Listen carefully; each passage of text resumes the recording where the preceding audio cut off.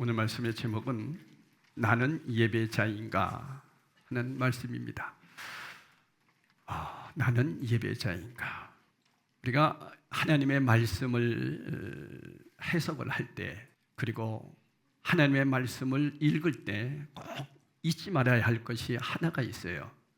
그것은 뭐냐 하면, 하나님은 구속사를 설명하기 위해 오늘 이 본문 말씀에 보면 선택된 인물들만 이렇게 등장시켜요. 그러면 다른 사람들도 있다 없다? 많이 있다는 거예요.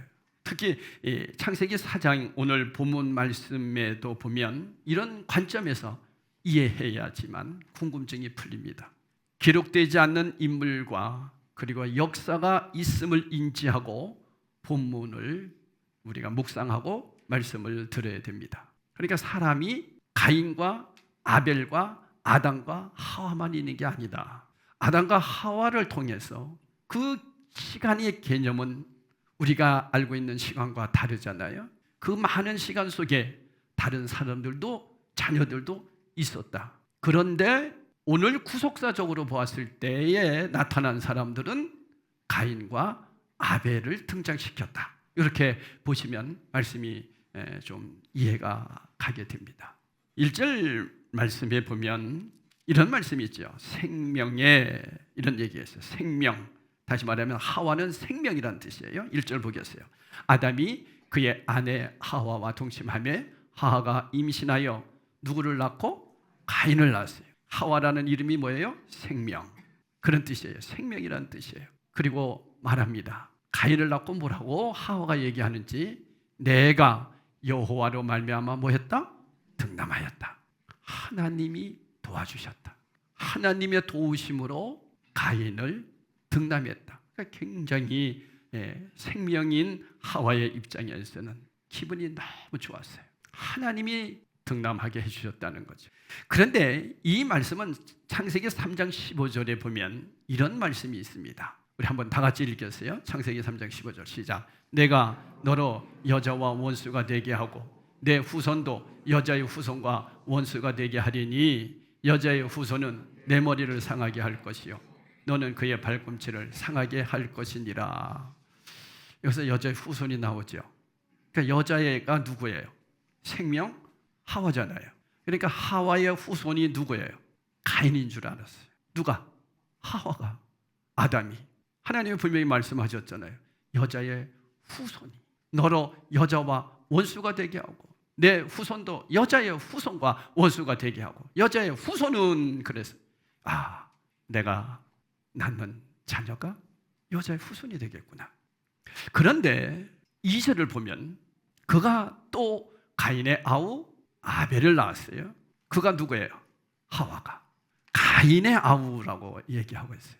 아벨은 양치는 자였고 가인은 농사하는 자였다. 이렇게 말합니다.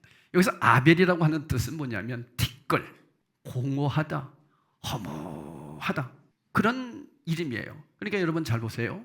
하와는 가인을 낳고 누굴 거라고 생각했어요? 여자의 후손. 그러니까 잘 키웠겠죠. 근데 이 너무 자식이 하는 짓 보면 이상하거든요. 하나님 여호와께서 도와주셔서 여호와로 인하여 낳은 자녀인데 이 녀석이 하는 일이 영 마음에 안 들어. 예배도 시원찮게 드리고 하나님 앞에 예배를 바르게 못 드리는 모습을 보는 거예요. 자기 중심적으로 살아가는 모습을 보는 거예요. 이거 안 되겠구나. 허무하구나. 그래서 아들을 낳아서 아벨의 이름을 뭐라고 지었다? 아벨. 허무하다. 사람은 다 쓸모가 없구나. 허무한, 공허한 이런 마음을 아담과 하와가 갖게 됐다 하는 그런 내용으로 해석을 해볼 수가 있어요. 왜 저 자식이 저럴까? 하나님의 나를 생명이라고 하는 이름을 짓고 하나님께 영광을 올려드리는 자식이었는데 깊은 절망감을 갖게 되었습니다. 누가요? 부모님이. 여러분, 오늘이 어버이 주일이에요. 자녀들은 부모에게 효도해야 할 책임이 있어요, 사실은. 그런데 부모의 입장에서 자녀들을 봤을 때 때로는 허무할 때도 있잖아. 아담과 하와가 지금 그런 상황이라고 여러분 보시면 됩니다. 그래서 이름을 뭐라고 지었다고요? 아벨. 아벨이라는 뜻이 뭐라고요? 허무하다. 그래서 여러분 허무하면 아벨 이러면 돼요. 그렇게 된 거예요. 부모가 마음이 아팠던 거예요. 그러니까 여러분 이미 살아가면서 그 과정 속에서 가인은 뭔가 분명히 하나님 앞에 그리고 엄마 아버지에게 바른 모습이 없었던 거예요. 이 모습을 오늘 그림은 보여주고 있어요. 자, 그러면서 직업을 얘기하잖아요. 그 직업을 가졌는데 가인은 농사를 짓는 자였고 아벨은 뭐 하는 자였다? 양을 치는 자였다. 그러니까 은사대로 이제 그런 직업을 갖게 된 겁니다. 그런데 3절에 참 이상한 내용이 한마디 나와요. 세월이 지난 후에. 여러분, 세월이 지났다는 얘기는 세월이 꽤 지났다는 얘기겠죠? 시간이 꽤 지났다겠어요? 몇 년 정도 생각할까요? 그건 우리는 몰라요. 그런데 많은 시간이 지났을 수도 있어요. 그런데 여기서 중요한 것은 세월이 지난 후에 가인은 땅의 소산으로 제물을 삼아 여호와께 드렸고, 이 말은 다른 말로 표현하면 종말이 가까웠다. 다시 얘기하면 심판의 날이 가까웠다. 이런 말씀으로 해석을 해볼 수가 있습니다. 다시 얘기하면 저는 이 말씀을 가지고 깊이 이렇게 묵상하는 가운데 하나님께서 저에게 주시는 마음이 하나 있었어요. 우리는 여러분 심판을 죽은 다음에 주님 앞에 가서만 받지 않습니다. 어디서도 받아요. 이 땅에서 심판합니다. 그래서 저는 그 심판을 중간 심판이다 이렇게 오늘 말씀드리고 싶어요. 오늘 기도하다가 제가 깨달은 거예요. 중간 점검, 쉽게 얘기하면 중간 점검이에요. 지금 세월이 지난 후에 하나님께서 가인과 하와에게 중간 점검을 하는 거예요. 시험을 해보는 거예요. 이것은 다른 말로 표현하면 저와 여러분에게도 하나님께서 세월이 지난 후에 주님 앞에 서는 그 어느 지점에서 우리를 시험할 때가 있습니다. 예배를 잘 드리고 있느냐, 정말로 부모 마음에 기쁨이 되는 자녀들이냐, 하나님 보셨을 때 정말 예배를 성공적으로 드리고 있느냐, 이 부분을 주님께서 점검한다는 거예요. 그래서 세월이 지난 후에 가인은 땅의 소산으로 제물을 삼아 하나님 앞에 드렸다. 그것은 예배 드렸다 그런 얘기예요. 자, 4절을 보겠어요. 아벨은 자기도 양의 첫 새끼와 그 기름으로 드렸더니, 그러니까 예배 드리는 거예요. 점검하는 거예요. 점검. 중간 점검이에요.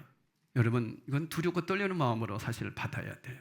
제가 이 말씀을 다 깨달으면서 하나님이 나도 점검하시는구나. 하나님이 나를 점검하실 때 나는 어떠한 모습으로 주님 앞에 보고를 올려야 될까? 겁이 펄컥 나더라고요. 내가 하나님 앞에 왜 바르게 예배 못 드렸는데, 정말 하나님 앞에 전심을 다해서 예배를 드려야 되는데 나는 예배를 어떻게 드렸나? 이런 생각이 막 필름처럼 쫙쫙쫙쫙 지나가는 거예요. 그러니까 지나간 날들에 내가 하나님을 향하여 드렸던 예배, 그리고 내가 지금 하나님 앞에 드리는 예배, 이런 모습들이, 그리고 오늘 내가 하나님 앞에 어떠한 모습으로 예배를 드리고 있는가 하는 모습이 그려지더라고요. 겁이 펄컥 났어요. 잘못했구나. 더 바르게 드려야 되는데. 예배라고 하는 것은 제물이 되는 거잖아요.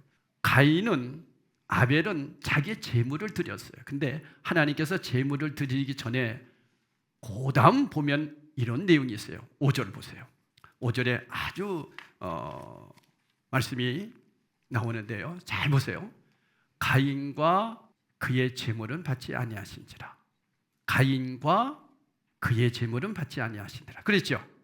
그러면 제물만 안 받으셨어요? 가인도 안 받으셨어요? 가인도 안 받았어요. 여러분, 예배는 내가 드리는 거예요. 그런데 4절을 잠깐 보면 여호와께서 아벨과 그의 제물은 받으셨어요. 제물만 받으셨어요? 아벨도 같이 받으셨어요. 같이 받는 거예요. 같이 받는 거예요. 그러니까 여러분, 어린 아이들도요, 어렸을 때부터 하나님 앞에 정말 바르게 예배 드리는 모습을 부모님들이 가르쳐야 돼요. 하나님이 그거 받으신다는 거예요. 예배를 어떻게 드려야 된다는 것을 주님은 받으신다는 거예요. 여러분, 우리는 예배자입니다. 너희는 누구냐? 주님이 부르실 때 여러분 뭐라고 얘기하세요? 나는 성도입니다. 나는 하나님의 자녀입니다. 아니에요. 그보다 주님이 꼭 듣고 싶어하는 말씀이 있어요. 뭐라고 얘기하시는지 아세요? 주님, 저는 예배자입니다. 이렇게 고백하라는 거예요. 자, 주님이 여러분에게 지금 묻는다고 한번 제가 질문을 던질 때 여러분은 고백해 보세요. 너는 나를 누구라고 보느냐? 너희는 누구냐? 대답해 보세요. 너희는 누구냐? 나는 예배자입니다. 나는 예배자입니다. 나는 예배 드리기 위해서 태어난 자입니다. 이해하시겠어요? 여러분, 신앙생활은 예배 드리는 거예요. 하나님께서 세월이 지난 후에라고 하는 것은 중간 평가하실 때에 예배자로 살아냈느냐 살지 못했느냐 그거 점검하신다는 거예요. 여러분, 오늘 하나님 앞에 예배 드릴 때, 아니 예배 드리러 오는 그 과정부터가 출발입니다. 집에서부터 준비하는 것부터 준비하는 거예요. 어떻게 준비하고 오셨어요? 어떤 마음으로 오셨어요? 나는 하나님의 자녀다. 하나님이 나의 생명을 구원해 주셨다. 하나님이 먼저 나를 찾아오셨고 하나님이 찾아오셔서 나를 하나님 자녀로 만들어 주셨다. 이걸 깨닫고 하나님 앞에 내가 제물로 드립니다. 왜? 아벨과 그의 제물을 받으시니까요. 구약시대는 제물을 하나님 앞에 드렸잖아요. 그러나 지금은 나를 드리는 거죠. 나를 드리는 거죠. 그것이 예배죠. 이건 또 바꿔 얘기하면 아벨의 제물은 주도 면밀하게 응시하셨다 이런 뜻이 있어요. 자, 이런 뜻은 주도 면밀하게 지켜본다는 거예요. 양의 첫 새끼와 그 기름으로 드렸더니 여호와께서 아벨과 그의 제물은 받으셨으나 받으셨다. 자, 아벨의 제물은 주도 면밀하게 응시하신다는 거예요. 그러니까 여러분, 하나님은 저와 여러분을요 굉장히 주도 면밀하게 응시하고 계신다는 거 아세요? 형식적으로 예배드리지 마세요. 두려움만 가지세요. 중간 점검하신다니까요. 지금 가인과 아벨에게 세월이 지난 후에, 예수 믿고 세월이 지난 후에 저와 여러분에게도 중간 점검이 있다니까요. 근데 누구는 탈락됐어요 지금? 가인은 탈락됐어요. 아벨은 하나님으로부터 인정받는 예배자가 된 거예요. 히브리서 11장 4절에 보면 이런 말씀이 있습니다. 우리 함께 읽겠어요. 시작. 믿음으로 아벨은 가인보다 더 나은 제사를 하나님께 드림으로 의로운 자라 하시는 증거를 중간 점검에서 받았어요. 하나님이 그 예물에 대하여 증언하심이라.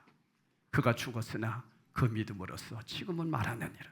믿음으로 드렸다는 거예요. 믿음으로 드렸다는 거예요. 그의 삶을 드렸다는 거예요. 하나님이 인정해 주셨다는 거예요. 하나님께 합격받았다는 거예요.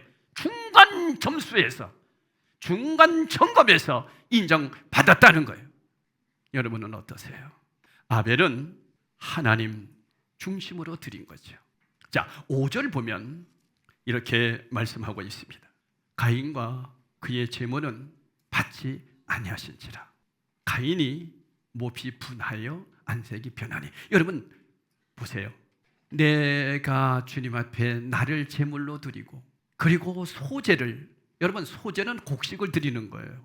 어떤 분들은 이 말씀을 어떻게 해석하냐면, 가인은 피의 제사를 드렸고, 아벨은 피의 제사를 드렸고 가인은 곡식을 드렸기 때문에 안 받으셨다. 아니에요. 그건 성경을 정말 잘못 해석하는 거예요. 곡식만 드리는 제사가 있었어요. 거기서 무슨 제사 드렸죠? 소제예요. 소제로도 받으신다니까 하나님이. 그런데 가인은 자기 중심으로 드렸어요. 자기 중심, 자기 기분으로. 기분 좋으면 예배 드리고 바쁘면 예배 안 드리고. 여러분 이건 예배자가 아니에요. 두려워야 돼요. 예배는요 전심을 다하여 나를 드리는 거예요. 제물로. 근데 가인이 분했다. 잘못 드렸다는 거예요. 여러분 바르게 드리면 분하지 않지요. 내가 주님 앞에 제물로 이 시간에 주님, 나는 주님과 십자가에서 죽었습니다. 나는 오늘 주님 앞에 나를 제물로 드립니다. 하는 마음으로 드릴 때 무슨 소리를 들어도 우리는 분함이 없어야 되잖아요. 그렇죠? 그런데 예배 때 내가 분했다, 내가 살아났다, 그 얘기는 뭐예요? 내가 살았다는 거예요. 죽은 자는요, 그런 거 다 상관하지 않습니다. 다 상관하지 않습니다. 그런데 가인이 몹시 분하여 안색이 변했다는 얘기는 그는 하나님 앞에 올바른 예배, 자기 중심적인 예배 드렸다는 거예요. 자기 중심적인 올바른 예배를 못 드렸다는 거예요. 여러분, 예배는 내가 죽는 것이요 하나님만이 영광 받으시는 거예요. 그래서 예배 시간은 너무너무 중요한 거예요. 그래서 여러분, 어떤 분은 그런 얘기해요. 주일 예배 한 번 빠지면 일주일이 허무한 자가 되는 거다. 왜냐? 예배 때 내가 죽고 그리고 주님의 말씀을 붙잡아 세상 속에서 살아내는 힘을 얻는 거거든요, 예배가. 그런데 주일 우리가 예배를 빠지게 되면 한 주간을 빼버리는 게 되니까 누가 역사한다는 거예요? 사탄이 무지하게 좋아한다는 거예요. 그 얘기는 좀 이따 이제 하겠습니다. 여러분, 올바르게 예배를 드렸다면 너는 왜 그렇게 인상을 쓰느냐, 이걸 묻는 거예요. 근데 안색이 왜 변하느냐, 그 얘기는. 자, 6절 보세요. 여호와께서 가인에게 이르시되 너 왜 인상을 쓰니? 왜 이렇게 분해하니? 왜 안색이 그렇게 변했니? 너는 예배 잘못 드려서 그런 거야. 그 얘기하는 거예요. 여러분, 예배 시간에는 내가 죽는 거잖아요. 회개가 터져야 되는 거예요. 말씀을 듣고 내가 잘못했고, 하나님의 말씀입니다. 오늘 말씀을 들으니 저에게 하시는 말씀이 있군요. 앞으로 예배 잘 드리겠습니다. 그래야 그게 바른 예배인데 기분이 나빠. 목사님 나를 치네. 만약에 여러분이 그런 마음이 있다면 누구하고 똑같은 거예요? 가인하고 똑같은 거예요. 묻는 거예요. 네가 왜 분해하느냐? 왜 마음에 이렇게 짜증을 내니? 왜 마음에 기분 나빠? 기분 나쁜 표정 봐? 이런 얘기예요. 7절 보겠어요. 내가 선을 행하면 어찌 낯을 들지 못하겠느냐? 네가 바르게 예배를 드렸다면 네가 어찌 그럴 수 있냐? 왜 고기를 뚝 떨구고 있느냐? 그런 얘기예요. 선을 행하지 아니하면, 바르게 예배 드리지 않으면 죄가 문에 엎드려져 있느니라. 이게 무슨 얘기냐면요, 이것을 원문으로 보면 죄가, 사탄이 우는 사자와 같이 문에서 딱 엎드리고 있다는 거예요. 무섭죠? 사탄이 지금 그러고 있다는 거예요. 다시 말하면 바르게 예배 드리지 않으면 사탄은 항상 우리를 노리고 있다는 거예요. 언제 저를 공격할까? 그래서 베드로 사도는 그런 얘기 하잖아요. 사탄을 향하여 우는 사자와 같이 삼킬 자를 찾는다. 아주 표현을 잘한 거예요. 죄가 문 앞에 엎드려져 있다는 거예요. 지금 언제 공격할까? 그러니까 사탄은요, 우리가 사탄을 불러들이는 빌미를 갖게 한다니까요. 사탄이 막 들어오지 않는다는 거예요. 우리가 그렇게 들어오게 만든다는 거예요. 무엇이에요? 어찌 선을 행하지 않느냐, 바른 예배를 드리지 못하느냐는 거예요. 그러니까 여러분, 우리가 예배를 바르게 못 드렸으니 세상에 나가서도 바르게 삶을 살지 못하니 누가 역사한다는 거예요? 사탄이 역사한다는 거예요. 오늘 여러분, 이 말씀을 정말 마음속에 깊이 새기시기를 바랍니다. 나를 잡아 먹으세요. 그 얘기가 예배를 바르게 드리지 못하는 모습이에요. 8절 보겠습니다. 그렇게 되니까 가인이 그의 아우 아벨에게 말합니다. 그리고 여기서 말하고, 그 얘기는 무슨 뜻이냐면, 아우야, 우리 들로 가자. 나랑 같이 들판으로 갈래? 그 얘기예요. 왜 그러겠습니까? 들에 가면 사람들도 없지요. 보는 사람 없어요. 우리는 되게 그래요. 사람이 안 보면 하나님도 안 보실 거라고 생각해요. 그래서 사람이 없는 데서 죄를 지어요. 여러분, 진짜 신앙은 언제인지 아세요? 아무도 없을 때 오직 하나님과 나만 있다고 늘 의지하고 의식하고 살아내는 것, 그게 진짜 믿음이에요. 혼자 있을 때, 아무 사람이 없고 나와 하나님만 있다고 생각했을 때의 믿음이 진짜 믿음이에요. 근데 사람들은 사람이 없으면 하나님이 없는 줄 알아요. 가인이 그랬단 말이에요. 왜? 예배를 바르게 못 드리니까. 삶이 바르지 못하니까 사람을 의식하고, 하나님은 자기 중심에 그냥 모시고 사는 사람이에요. 자기 마음대로 마음대로 믿는 거예요. 이건 종교인입니다. 신앙인은 내 마음대로 믿는 거 아니에요. 하나님 중심으로 믿는 거예요. 그렇지 않으면 사탄이 웅크리고 있다는 거예요. 무서워요. 사탄을 불러들일 수도 있고 사탄을 물리칠 수도 있어요. 사탄을 물리칠 수 있는 것은 예배의 성공자예요. 할렐루야. 그래서 들로 들고 나가는 거예요. 그러니까 아벨은 형이 가자고 그러니까 알았어 형 하고 따라 나갔어요. 아무것도 없었어. 무방비 상태예요. 가인이 그 아벨을 쳐 죽인다. 그냥 죽인다 그러니까 끔찍한 살인을 벌이는 거예요. 누가 그런 거예요? 사탄이 그러는 거예요. 여러분, 사탄이 조종하면 악인이 돼버립니다. 그래서 여러분 세상에 보면 막 끔찍한 사건들이 나오잖아요. 사탄이 그러는 거예요. 악한 영이 그러는 거예요. 왜 집이 아닌 틀에 나가서 죽일까요? 하나님 없다는 거예요. 다시 말하면 하나님도 죽여버린 거예요. 그리고는 겉으로 예배 드리는 척하는 거예요. 그런데 하나님이 이미 진중하게 보고 계셨고 엄중하게 보고 계셨고 그 세월을 하나님은 계속해서 지켜보고 계셨고 그래서 중간 점검을 해보는 그 시간에 불합격하는 거예요. 뭐에서? 예배에서 죽었던 거예요. 저는 이 말씀을 준비하면서 제 자신도 굉장히 두려웠어요. 하나님 잘못했습니다. 죄송합니다. 바르게 예배 드리게요. 다시 한번 회개했습니다. 여러분도 회개하고 삶을 돌이키기를 축복합니다. 그러면 삽니다. 자, 그 다음 보겠어요? 여호와께서 가인에게 이르시되 내 아우 아벨이 어디 있느냐? 여러분, 주님이 나타나셨다 그 얘기는 주님이 가인에게 찾아오셨다 하는 얘기는 무엇을 주시는 거예요? 회개 기회를 주시는 거예요. 여러분, 주님이 찾아오셨다면 복인 줄 믿으셔야 돼요. 그죠? 찾아오신 거잖아요. 가인은 들판에 있는데 가인에게 나타나셔서 내 아우 아벨이 있느냐? 자, 우리 지난주에 아담아 내가 어디 있느냐? 똑같잖아요. 근데 그가 이르되 내가 알지 못하나이다. 내가 내 아우를 지키는 자니까? 여러분, 예배자로 바르게 살지 못하고 웅크리고 있던 사자가 확 뛰어 들어가가지고 가인에게 완전히 조종자가 되어서 이제 가인의 말까지 거짓말장이로 만들어 놓는 거예요. 그래서 여러분, 마귀는 거짓의 압이라고 그랬잖아요. 아주 거짓말 잘합니다.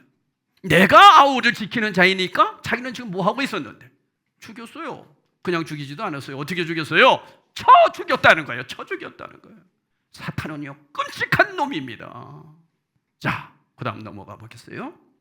이르시되 내가 무엇을 하였느냐? 주님이 묻습니다. 네가 무엇을 하였느냐? 우리 하나님은 다 알고 묻으시잖아요. 내 아우의 핏소리가 땅에서부터 내게 호소하느니라. 우리 하나님 다 듣고 계신다는 거예요. 그 핏소리가 땅에서부터 호소한다는 거예요. 이것은 뭐예요? 주님의 징계가 그에게 임한다는 것을 얘기하고 있습니다. 자, 그 다음 보세요. 땅이 그 입을 벌려 내 손에서부터 내 아우의 피를 받았은지 내가 땅에서 저주를 받으리니. 징계를 내린 거예요. 무슨 징계가 있는지 보세요. 자, 가인은 뭐 하는 사람이에요? 농사하는 사람이에요. 땅이 저주를 받으면 그는 농사 이제 끝난 거예요. 그 다음 보세요. 내가 밭을 갈아도 땅이 다시는 그 효력을 내게 주지 아니할 것이요 너는 땅에서 피하며 유리하는 자가 되리라. 이제는 어떤 사람이 될 거라는 거예요? 너는 떠돌이가 될 거다. 그러니까 다음 주에 이제 떠돌이 신앙이 어떻게 그가 변했는지를 보게 되는데 너는 땅에서 피하며 유리하는 자가 되리라. 이제는 땅으로 농사 지어서 네가 이 세상에서 먹고 살지를 못한다는 거예요. 징계를 하나님이 내리십니다. 이럴 때 여러분, 우리 같으면 이제 어떻게 해요? 하나님 잘못했습니다. 이래야 되잖아요. 그죠? 가인은 어떻게 했는지 한번 보겠어요. 가인이 여호와께 아뢰되 내 죄벌이 지기가 너무 무거우니이다. 너무 무겁습니다. 이것은 두 가지 의미가 있어요. 어떤 신학자들은 핑계댔다 얘기하는 분이 있고 어떤 사람들은 회개했다 이렇게 해석하는 거 있어요. 여러분은 어떻게 보게 됩니까? 우리 지금까지 전통 해석은 핑계댔다고 했어요. 지난주 아담과 하와도 핑계댔다고 얘기했어요. 저도 그렇게 설교했어요. 근데 오늘은 핑계가 아니라 회개로 바꿔보겠습니다. 내 죄벌이 지기가 너무 무거워니다. 하나님, 너무 힘듭니다. 죄송합니다. 이제 그런 의미다 봅니다. 자, 14절. 주께서 오늘 이 지면에서 나를 쫓아내시온즉 내가 주의 낯을 배웁지 못하리니 내가 땅에서 피하며 유리하는 자가 될지라 물은 나를 만나는 자마다 나를 죽이겠나이다. 겁이 난 거예요. 하나님, 내가 잘못했습니다. 이제 내가 가는 자마다 사람들이 나를 여기서 나를 만나는 자마다 나를 죽이겠나이다. 제가 제일 먼저 시작할 때 뭐라고 그랬어요? 우리가 구속사적으로 하나님의 말씀을 볼 때에 여기에 나오지 않는 사람들도 있을 거라고 말씀드렸어요? 안 드렸어요? 그래서 이 말씀을 드린 거예요. 요거 가지고 또 따지는 사람이 있습니다. 보세요. 가인과 아벨과 아담과 하와 4명밖에 없었는데 이 사람들은 누굽니까? 구속사적으로 하나님의 말씀을 볼 때에 그 시간 속에서 또 자녀들이 있었다는 거예요. 이렇게 보시는 해석이 이 말씀을 해결할 수 있는 딱 좋은 방법입니다. 그거 말고 더 좋은 해석이 있으면 한번 또 여러분도 얘기해 주시면 좋겠어요. 회개합니다. 왜 회개했는지를 아는 수 있어요. 그게 15절이에요. 보세요. 여호와께서 그에게 이르시되 그렇지 아니하다. 그죠? 회개하니까 그렇지 아니하다. 여러분, 회개하면 삽니다. 중간 점검했을 때 저도 중간 점검해 보니까 하나님 앞에 너무 죄송하더라고요. 나 바르게 예배 못 드렸더라고요. 그래서 회개했어요. 여러분도 회개하십시오. 회개하면 돼요. 그러니까 주님이 괜찮다 그 얘기 하신 거예요. 너 회개했지? 괜찮아. 내가 용서를 하는데 그러나 징계는 내려. 징계는 있잖아요. 자녀를 낳는 징계. 그러나 그게 나중에 뭘로 해요? 징계를 잘 이겨내면 뭐가 된다 그랬어요? 복이 된다 그랬죠. 징계를 잘 믿음으로 극복하면 여러분 복이 되는 거 아시죠? 사랑의 징계예요. 이렇게 얘기합니다. 뭐라고 하나님께서 말씀하시는지 보세요. 가인을 죽이는 자는 벌을 7배나 받으리라. 아니, 핑계댄 사람에게 벌을 7배나 받으리라고 다른 사람을 더 혼냅니까? 가인을 딱 지켜주잖아요. 그죠? 그러잖아요. 가인을 죽이는 자는 벌을 7배나 받으리라. 내가 너를 사람들이 못 죽이게 하인다. 염려하지 마. 그 얘기예요. 회개했기 때문에 그런 거예요. 회개 안 했는데도 해주는 거예요. 그죠? 그러니까 후자의 회개했던 방법이 해석이 맞죠? 그런 것 같아요. 내가 봐도. 회개할 때 하나님이 이렇게 용서하세요. 그러나 그것에 대한 징계는 받아야 돼요. 그렇죠? 받아야죠. 사람을 죽였어요. 죽인 대가는 받아야죠. 그래서 감옥에도 가야 되고, 그래서 땅에서부터 핏소리가 나고, 그러면서 그는 인생을 바르게 살아내야죠. 근데 다음 주 설교를 잠깐 예고편을 드린다면 안타깝게도 그는 여호와를 떠났다 하는 말씀이 또 나와요. 참 너무 안타깝죠. 그건 다음 주 기대하시고. 자, 결론입니다. 사랑하는 성도 여러분, 가인에게 그 다음 표를 주셨어요. 표를 주셨어요. 사람들이 절대로 너를 죽이지 못하리라 하고 표를 주셨어요. 15절 후반절에 나옵니다. 우리 한번 읽어보겠습니다. 후반절 시작. 가인에게 표를 주사 그를 만나는 모든 사람에게 죽임을 면하게 하시니라. 이게 무슨 표일까요? 예수 그리스도의 십자가의 표입니다. 여러분, 저와 여러분들이 예수 그리스도의 십자가 보혈 앞에 나오기만 하면, 나의 죄를 용서를 구하기만 하면 예수의 보혈로 모든 죄를 용서해 주신다는 것을 기억하십시오. 이게 저와 여러분이 사는 길이에요. 그러지 않으면 이 세상 살아낼 수 없습니다. 그러니까 사탄이 제일 무서워하는 게 뭐예요? 예배 잘 드리는 자예요. 그 다음 회개하고 하나님 앞에 바른 믿음으로 살아내는 자들이에요. 그럴 때 사탄은 떠나갑니다. 이런 사실을 여러분은 오늘 기억하면서 나는 어떻게 하나님 앞에 예배를 드릴까? 주님이 나의 신앙을 점검해 볼 때, 중간 점검할 때 나는 어떻게 해야 될까? 여러분들이 예배를 바르게 드리면 그 예배가 자녀들에게도 흘러내려간다는 것을 기억하십시오. 내가 하나님 앞에 예배를 중심으로 드릴 때에 자녀들이 그 모습 보거든요. 제가 늘 말씀드리잖아요. 저는 저희 어머니가 예배 드리러 갈 때부터 저는 지금도 영상으로 기억나요. 참빛 있지 않습니까? 머리를 쫙 동백기름으로 머리를 빗어요. 그러면 머리가 쫙 길어요. 그렇게 예쁠 수가 없어요, 우리 어머니가. 저는 지금도 그 기억이 나요. 그리고는요, 그 동백기보다 반짝반짝한 머리를 탁 뒤로 비닐을 탁 꽂고 하얀 옷을 입고 그리고 교회를 가시는 모습을 제가 늘 봤어요. 예배를 저렇게 드리는 거구나. 제가 그 모습으로 목사가 된 것 같아요. 여러분, 우리가 하나님 앞에 정말로 주일날 교회에 나와서만 예배 드리는 것이 아니라 집에서부터 예배 드리는 그런 모습을 보여주면서 살아갈 때 자녀들이 그 모습 볼 거 아니에요. 예배는 저렇게 드리는 거구나. 그 귀한 축복이 우리 자녀들에게도 흘러가는 그런 복된 성도들이 되시기를 예수 이름으로 축복합니다.